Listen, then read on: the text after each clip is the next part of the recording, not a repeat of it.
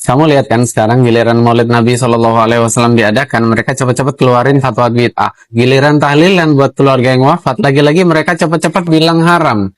Tapi begitu anaknya Salman bikin patung segede gaban, patung yang jelas-jelas menyerupai makhluk hidup, kok bisa mereka diam 1000 bahasa? وصل إلى حائل اليوم مجسم البشت والذي يبلغ ارتفاعه 12 متر سوف يوضع على الدائري الشمالي في هذه القاعدة الضخمة من تنفيذ شركة السليمي المتحدة. يعطيهم العافية وإن شاء الله سوف يبدأ العمل فيه من اليوم ويستغرق تقريبا 2 إلى 3 أيام ويكون جاهز لمشاهدة الجمهور لهذا المجسم وهذا المشروع الضخم الجميل.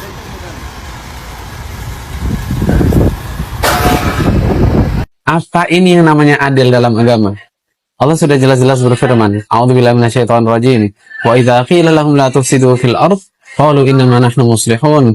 Ala innahum humul mufsidun walakin la yash'urun. Dan apabila dikatakan kepada mereka, janganlah kamu membuat kerusakan di muka bumi, mereka menjawab, sesungguhnya kami orang-orang yang melakukan perbaikan. Ingatlah sesungguhnya mereka itulah orang-orang yang membuat kerusakan tetapi mereka tidak menyadarinya.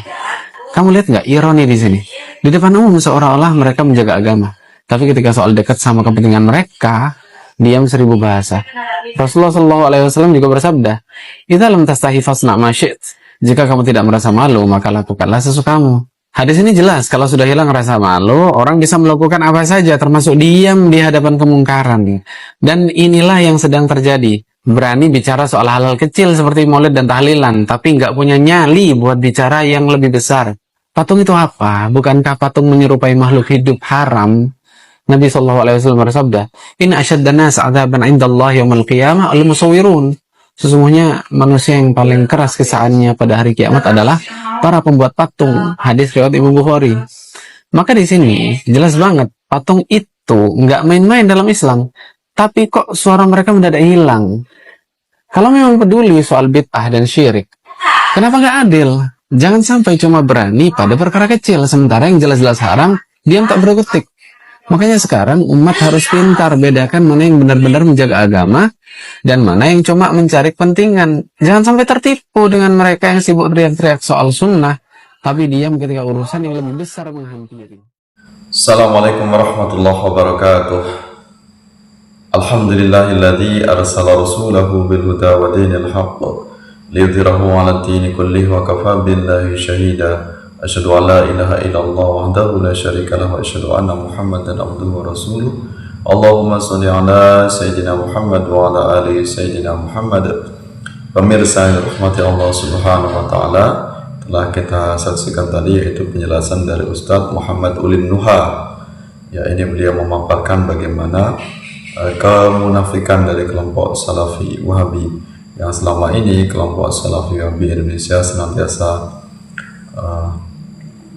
mengeluh-elukan Arab Saudi sebagai negara yang paling Islami, paling nyunnah, paling bersih dari kesyirikan, yang katanya negeri yang tidak ada kesyirikan di dalamnya, penegak sunnah. Namun kita tahu faktanya ternyata lambat laun, tahun demi tahun terus menerus Arab Saudi yang dikatakan sebagai penjaga Mekah dan Madinah ini semakin menunjukkan kesesatannya.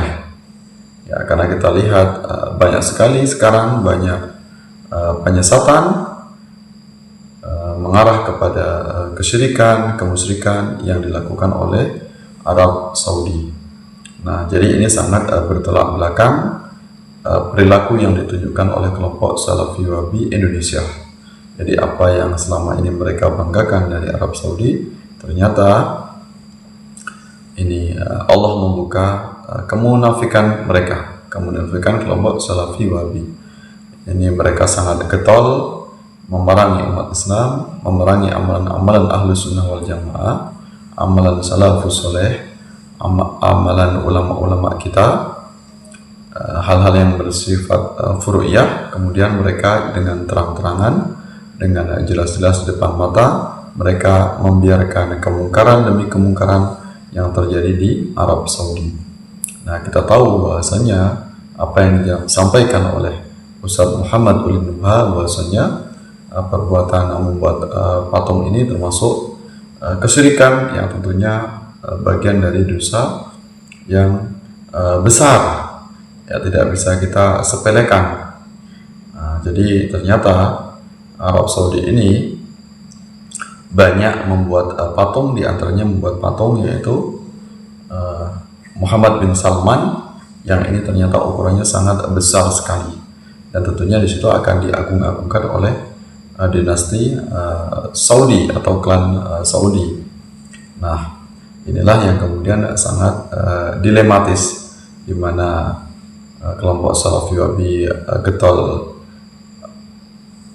menyuarakan tentang sunnah, memurnikan ajaran Islam, anti TBC, tahayul, bid'ah, khurafat. Ternyata tempat negeri asal mereka yaitu Arab Saudi yang menjadi itu sama-sama memiliki pemahaman Salafi Wahabi, namun ternyata faktanya tadi telah terkuak bahwasanya ternyata Arab Saudi mengarah kepada kemusyrikan, ya dengan adanya patung yang mereka buat ini banyak. Bahkan dulu kita tahu bahwasanya patung ini sangat ditentang ajaran Islam, di mana Islam datang sebagai agama fitrah, ini agama tauhid, menghancurkan semua pemberhalaan kepada manusia.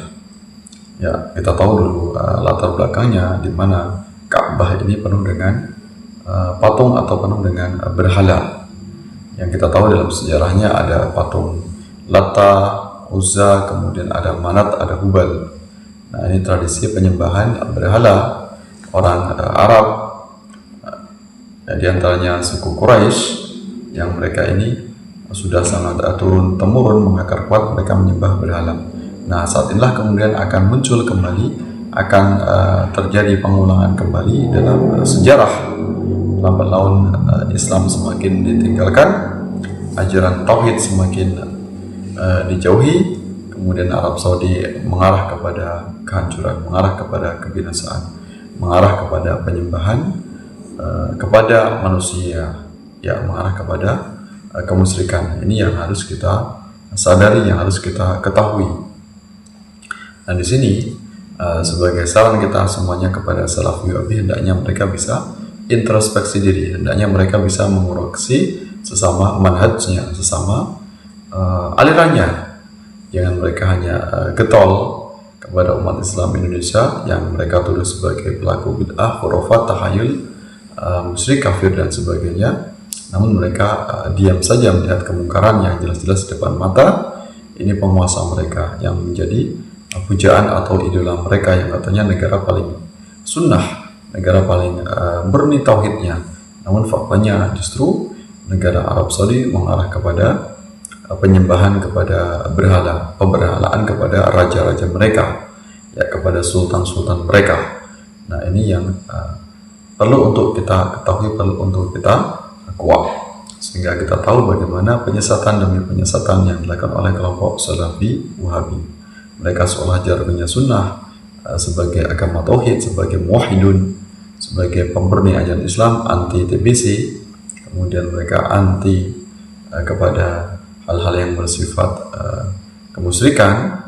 Namun ternyata faktanya di dalamnya ajaran mereka ini sangat rapuh, ya karena mereka mendiamkan kemungkaran, padahal mereka ini sama manhajnya. Ya, bahkan yang dilakukan adalah penguasa yang dikatakan negara paling murni di seluruh dunia, paling islami, ternyata lambat laun mengarah kepada kebinasaan, ya mengarah kepada pemberhalaan, ya manusia.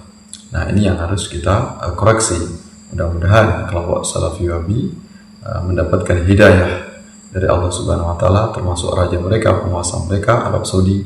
Mereka bisa insaf, bisa bertobat kembali kepada ajaran yang hak, ajaran yang lurus, bagaimana yang diajarkan, dicontohkan oleh baginda Rasulullah Muhammad SAW. Jangan sampai perilaku mereka yang dikatakan sebagai negeri yang kaya raya, kemudian mereka congkak, mereka sombong, akhirnya mereka lupa kepada Allah Subhanahu wa taala yang suatu saat akan diazab oleh Allah Subhanahu wa taala. Na'udzubillah min dzalik. mudah-mudahan bermanfaat untuk kita semuanya. Mudah-mudahan kita senantiasa mendapatkan perlindungan dari Allah Subhanahu wa taala, terhindar dari berbagai macam penyimpangan, berbagai macam aliran sesat, di antaranya yaitu kelompok Salafi Wahabi. Wallahu a'lam bishawab, wallahu muwaffiq ila aqwamit thoriq. Assalamualaikum warahmatullahi wabarakatuh.